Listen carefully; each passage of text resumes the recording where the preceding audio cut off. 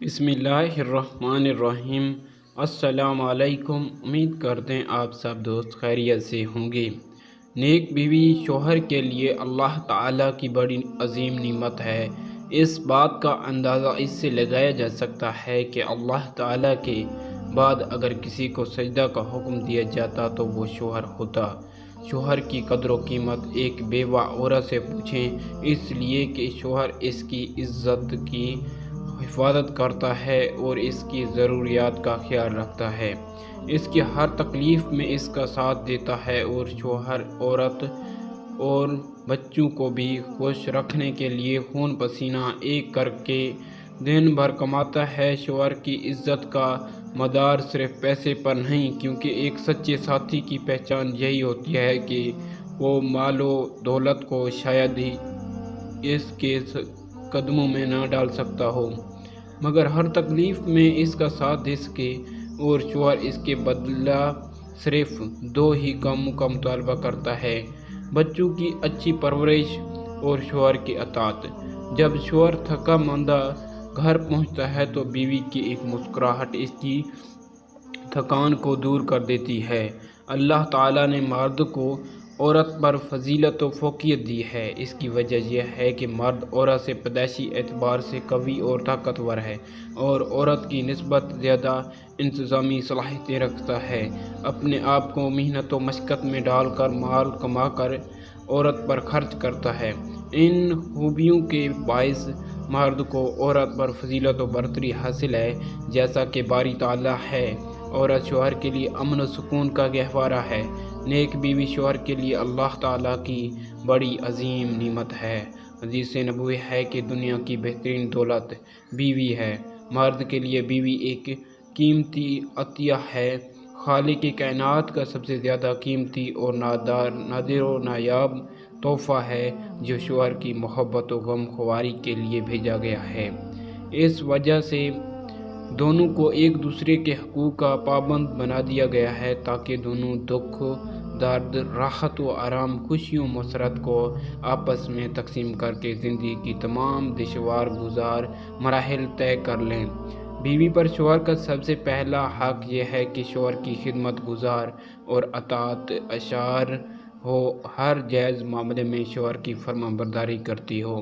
یہی اس کے نیک ہونے کی دلیل ہے، کیونکہ اللہ تعالیٰ نیک عورت کے بارے میں فرماتا ہے کہ نیک بیویاں اپنے شوہروں کا کہنا مانتی ہیں۔ رسول اللہ صلی اللہ علیہ وسلم نے ارشاد فرمایا ہے کہ جس عورت کی موت ایسی حالت میں ہو کہ مرتے وقت اس کا شوہر اس سے خوشی ہو تو وہ عورت جنت میں جائے گی۔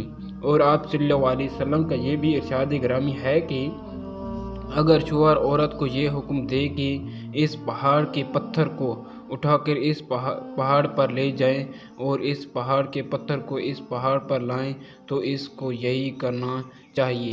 اس حدیث پاک سے معلوم ہوا کہ مشکل سے مشکل، دشوار سے دشوار کام کا بھی اگر شوہر حکم دے تو جب بھی عورت کو انجام دینا چاہیے، تاکہ شوہر کے فرمان کی تکمیل ہو جائے، بشرط یہ کہ اس کام کا حکم شریعت کے خلاف نہ ہو۔ حضور صلی اللہ علیہ وسلم کا ارشاد ہے کہ اگر اللہ تعالیٰ کے علاوہ کسی کو سجدہ کرنا جائز ہوتا تو عورتوں کو حکم دیتا کہ وہ اپنے شوہروں کو سجدہ کریں۔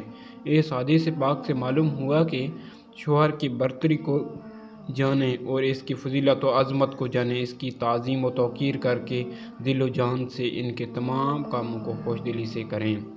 شوہر کا حکم اس کے حق میں فرض ہے، اس کے حق کو مانیں اور ہرگز اس کے حکم کے خلاف کوئی کام نہ کریں۔ خاوند کا ایک حق یہ ہے کہ بیوی خاوند کے مال و جائیداد اور اپنی شرمگاہ کی حفاظت کرے، اور شوہر کی اجازت کے بغیر اس کا کوئی سامان کسی کو نہ دے۔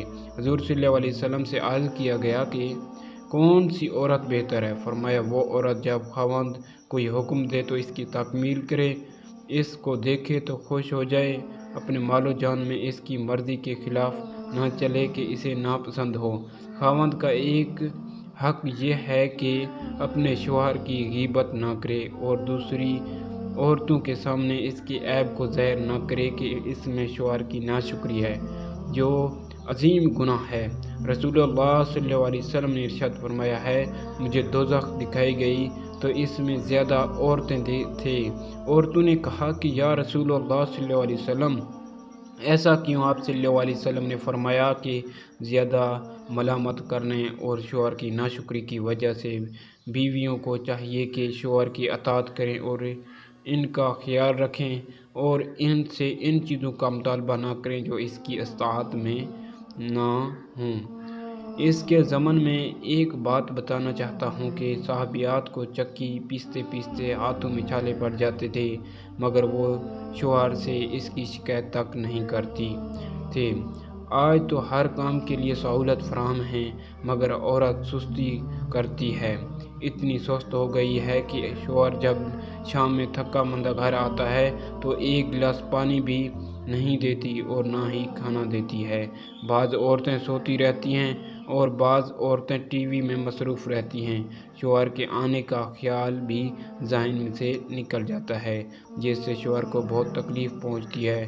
शौहर की खिदमत में आर महसूस न करें बल्कि अपनी सआदत समझें। इस खिदमत की मिसाल में नबी करीम सल्लल्लाहु अलैहि वसल्लम ने फरमाया कि अगर शौहर के सारे जिस्म पर फोड़े निकल आएँ और इनमें पीप और खून रास्ता हो तो ये साफ करे, तब भी हक अदा ना होगा।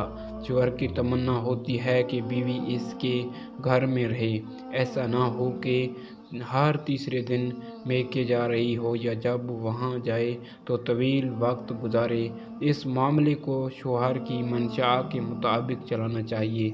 अगर वालिदैन से मुलाकात मकसूद है, कभी वो आ जाए, कभी या चली जाए, और शौहर पर इसका बोझ भी न डाले कि हर बार वो अपनी तमाम दीनी और दुनियावी मसरूफियात को छोड़कर इसको लेकर भी जाए और वापस भी लाए, बल्कि ये खिदमत अपने वालिद या भाई वगैरह से भी ले ले। और शौहर के लिए भी ये जायज़ नहीं कि वो बीवी को इसके वालिदैन के घर ले जाने और वापस लाने से बिल्कुल ही इनकार कर दे और ये कहे कि मेरी ज़िम्मेदारी नहीं है, बल्कि एताल अख्तियार करे।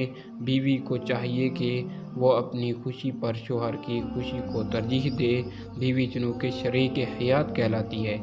इसके लिए ज़रूरी है कि शौहर के तमाम इन अमार की हिफाजत करे जिनका अज़हार शौहर को नापसंद नहीं। शौहर के घर की बातें अपने मैके वालों को ना बताए।